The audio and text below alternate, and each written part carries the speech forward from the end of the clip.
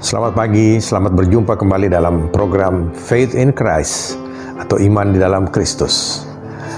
Puji Tuhan, kalau pagi hari ini kita dapat berjumpa kembali, semua itu adalah karena kasih karunia Tuhan bagi saudara dan saya.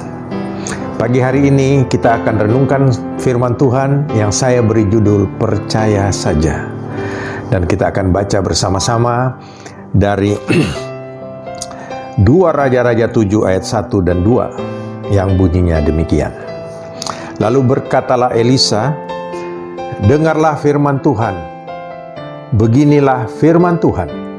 Besok kira-kira waktu ini, sesukat tepung yang terbaik akan berharga sesikal dan 2 sukat jelai akan berharga sesikal di pintu gerbang Samaria.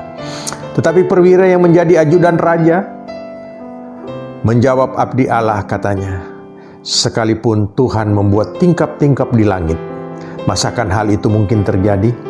Jawab abdi Allah, sesungguhnya engkau akan melihatnya dengan matamu sendiri, tetapi tidak akan makan apa-apa daripadanya. Bapak Ibu Saudara, saat itu kota Samaria, kalau kita baca dalam Fatsal sebelumnya, sedang dikepung oleh pasukan Aram. Ya, dan kita melihat kota ini terputus hubungannya dengan dunia luar, sehingga kita melihat bagaimana terjadi kelaparan yang sangat parah di dalam kota ini, karena tidak ada lagi supply dari luar kepada orang-orang atau kepada siapa saja yang ada di dalam kota Samaria ini. Bapak Ibu Saudara, hal ini sangat mengenaskan. Kalau saat ini kita di dunia ini atau di Surabaya saja yang sedang ada dalam program PSBB, rasanya kita menghadapi keadaan ini begitu tertekan oleh karena COVID-19 ini. Ya, kalau kita melihat ada banyak di dunia luar sana, ada kota-kota yang benar-benar terisolasi, keadaannya mirip seperti ini. Sehingga supply mereka tergantung daripada supply dari luar. Tetapi mereka itu pun masih lebih beruntung. Karena walaupun mereka terisolasi oleh karena COVID-19, masih bisa ada supply dari luar. Berbeda keadaan dengan penduduk daripada kota Samaria ini, di mana mereka terputus hubungannya, bahkan tidak ada supply. Oleh karena itu tidak heran kalau terjadi kelaparan. Lalu apa yang terjadi? Kita melihat pada waktu itu, kemudian Nabi Elisa bernubuat bahwa besok kira-kira pada waktu ini, ya, kita baca tadi, harga daripada harga daripada tepung yang terbaik, bahkan jelai, ya, jelai itu adalah sejenis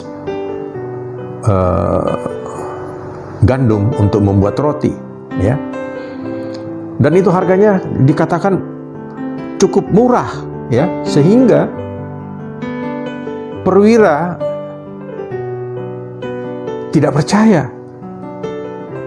Dia katakan, walaupun Tuhan istilahnya buka tingkap-tingkap di langit, tidak akan mungkin terjadi.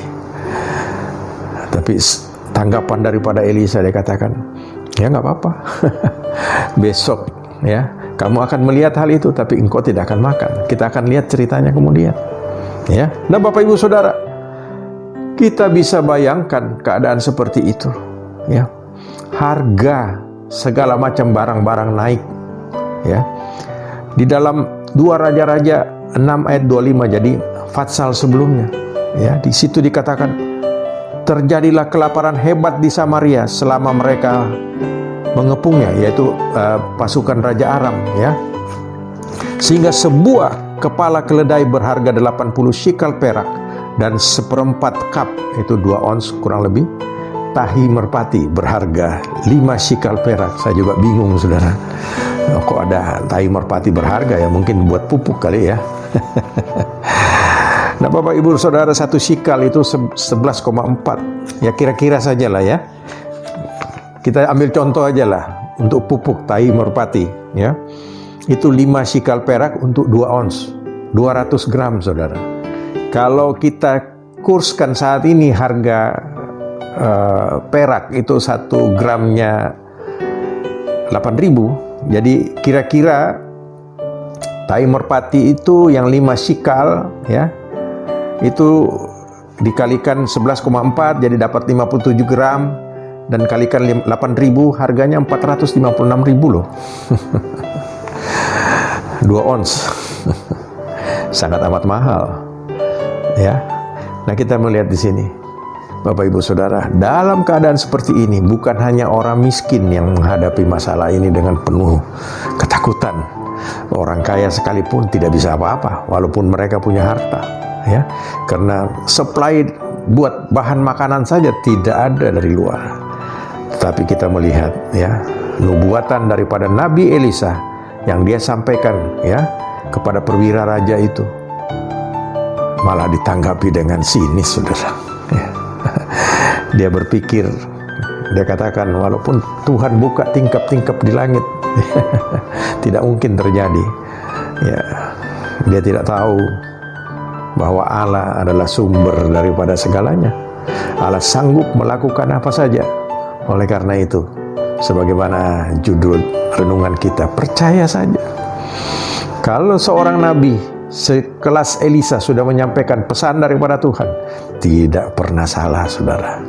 Dan kita bersyukur ya, saat ini justru kita semua berhidup di bawah kasih karunia daripada Tuhan Yesus sendiri, yang sudah rela mati bagi saudara dan saya.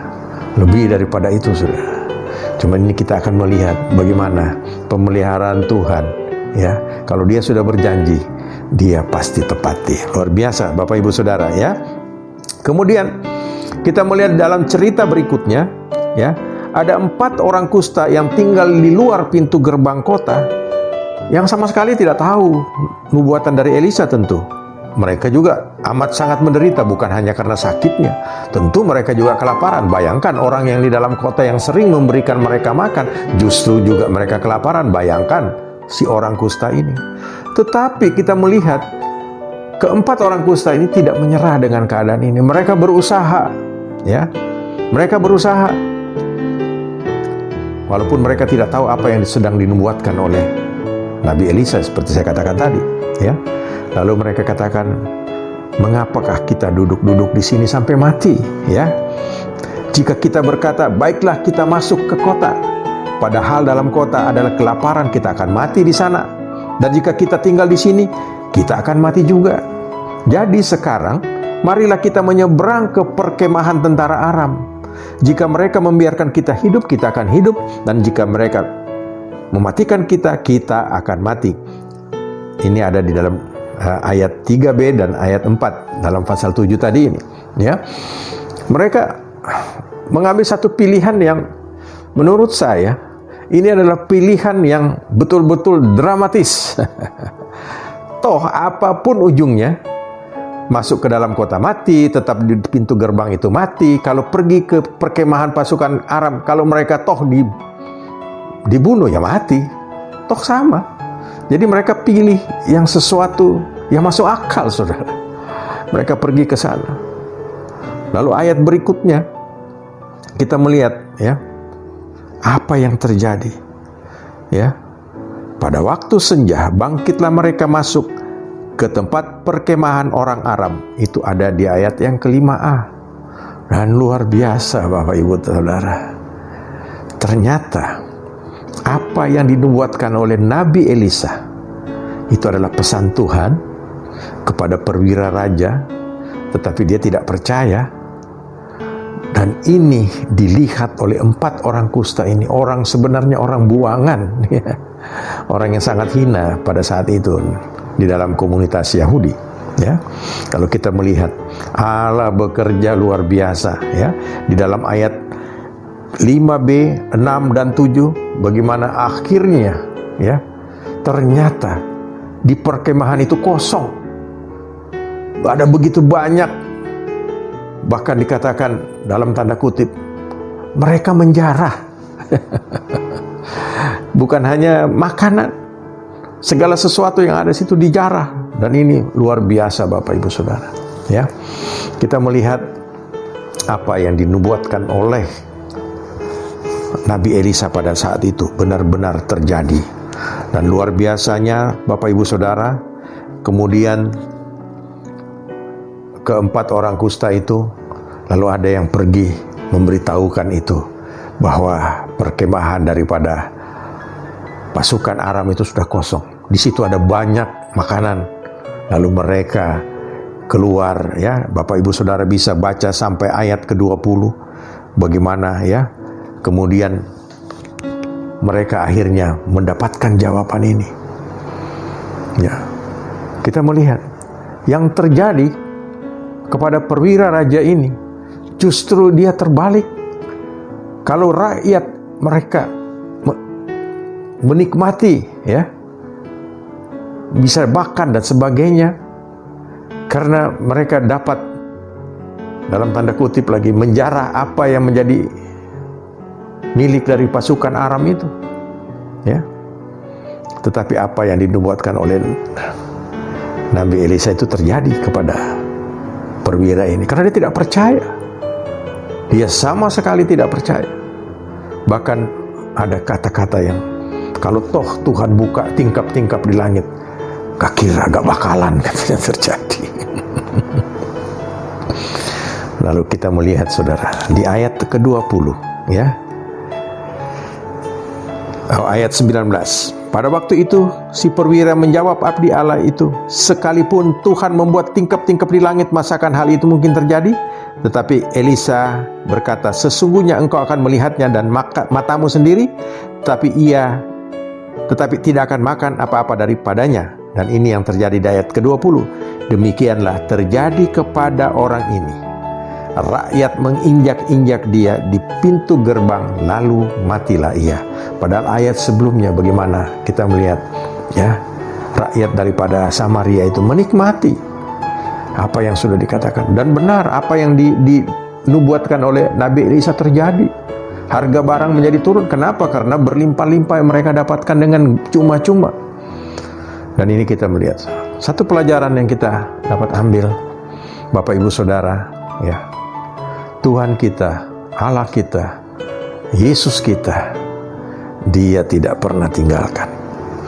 Kalau Dia izinkan sesuatu terjadi dalam kehidupan kita, percaya saja, ya, Dia pasti akan memberikan kita jalan keluar, ya, asal kita tetap percaya saja.